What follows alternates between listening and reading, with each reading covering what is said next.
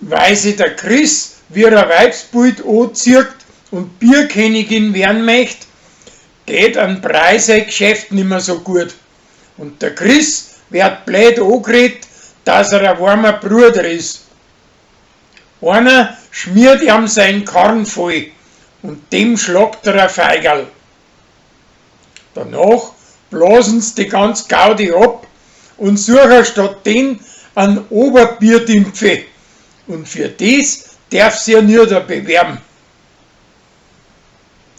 Uri stellt eine neue Preistafel auf, dass die Leute weniger zahlen müssen, bald recht süßeln und schön deren. Das setzt sich aber nicht durch, nicht im Wirtshaus und auch nicht in der Metzgerei. Der Pedro braucht einen Diritare, weil er hinter einem Weiberts her ist. Und drum luchst er am Pfarrer und die Landweiber 3 schöne Abpfändkranz gegen einen Schürchen ab. Und die 3 verkauft er nachher gegen ein teures Geld.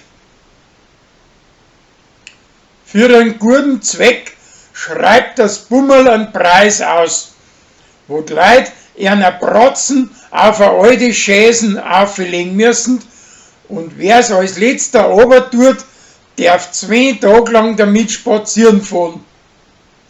Gewinnen tut als Hummerl.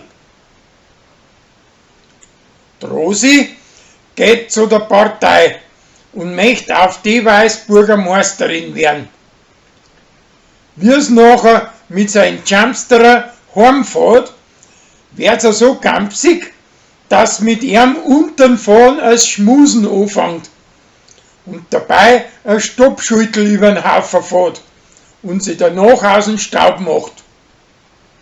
Sein Gespuse, der Bürgermeister von Bayerkofen, bringt nachher einen von seinen Sklaven dazu, dass er das vor die Schande auf sich nimmt.